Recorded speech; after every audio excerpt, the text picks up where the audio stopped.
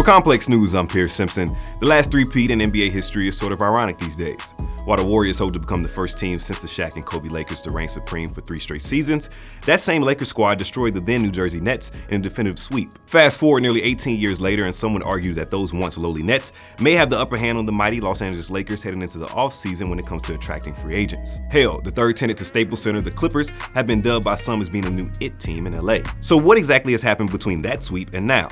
Well, the Lakers were the Lakers as we knew it up until Game 7 of the 2010 NBA Finals. But since winning the franchise's 16th title, the once-storied legacy of the Lakers has been nothing short of a train wreck. Spring of 2011.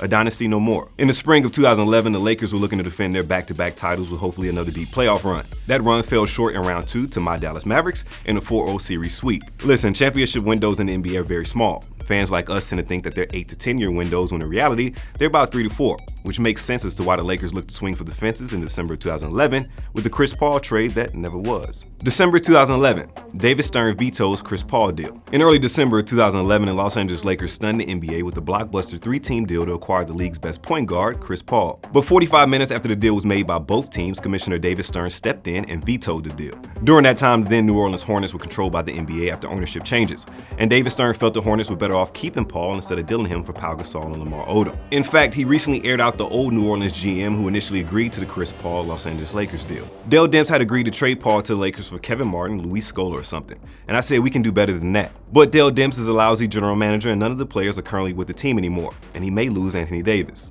Yeah, it's not every day that the commissioner of any league will publicly rip a GM, but considering how this veto affected everyone, it might have been a lousy deal to begin with. Case in point, because the failed trade became so public, beloved 6-man Lamar Odom, who's originally dealt to New Orleans for Paul, was then dealt to Dallas because he was so hurt by the news. Lamar's career would never return to the level of his prime after nearly being traded for CP3. After the trade became an embarrassment for everyone involved and Chris Paul still found his way to Los Angeles, but with the Clippers, longtime Laker Derek Fisher began to question the front office, much like we're doing today. As a basketball player, it confuses you as to what your focus should be. I'm very disappointed and frustrated for Lamar and Pau.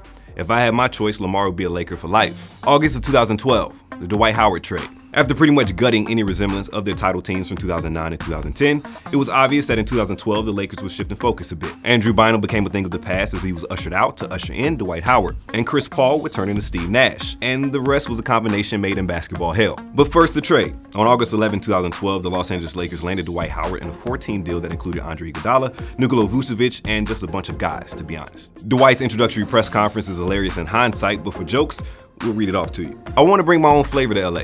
I saw a picture last night. It was like the Mount Rushmore of Lakers centers, and they had all those guys up there and said, will he join the list of heads with Laker greats? I want to be great in my own right.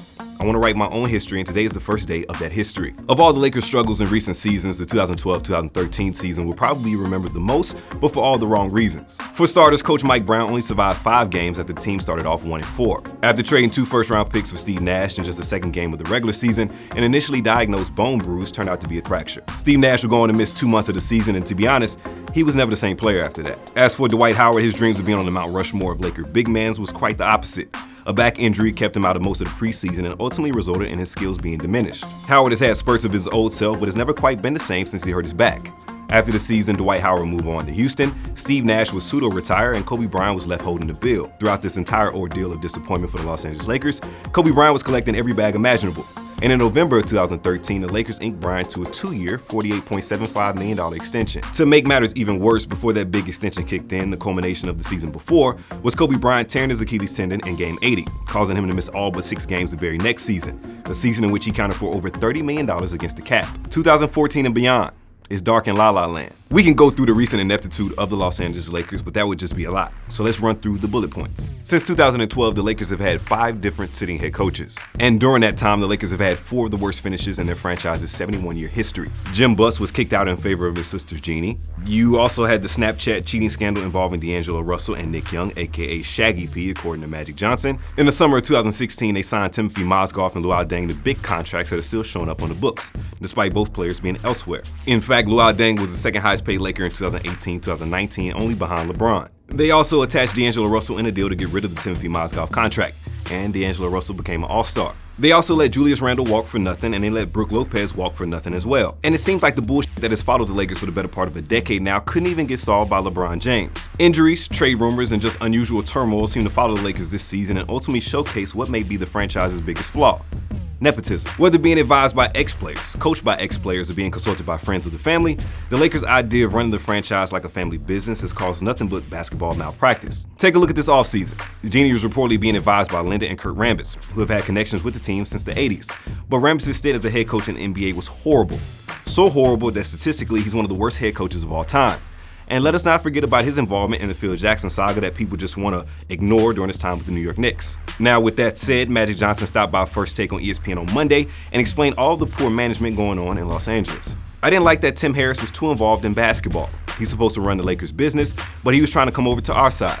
Jeanie's got to stop that. You have to stop people from having those voices. There's too many people at the table. Magic also referred to GM Rob Pelinka backstabbing him, which means that Magic felt Pelinka was behind the reports of him being an absentee GM.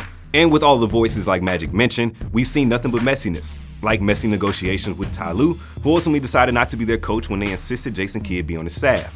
The same Jay Kidd that got Billy King fired and Byron Scott fired forced his way out of Dallas and has left badly at every stop he's been at. And this was just weeks after Luke Walton decided to mutually part ways from the organization to coach for Sacramento. Sacramento was a better fit than someone than the Lakers right now. However, to be fair to the Lakers, they've always been this way. But the lore, luck, and legacy of the franchise has always steered them clear of any turmoil. For instance, since 1995, the Lakers have only drafted 3 All-Stars. 2 of those 3 became All-Stars with other teams. And for those thinking I left out Kobe, he was drafted by Charlotte. But during that stretch, they've secured 5 titles, most of which was due to iconic free agent signings like Shaq and savvy trades like Kobe on draft night and Paul Gasol in 2008. For now, things are different. The league is different, and the players are different. The magnetism of Los Angeles is appealing, but in 2019, that might be for the Clippers instead of the Lakers.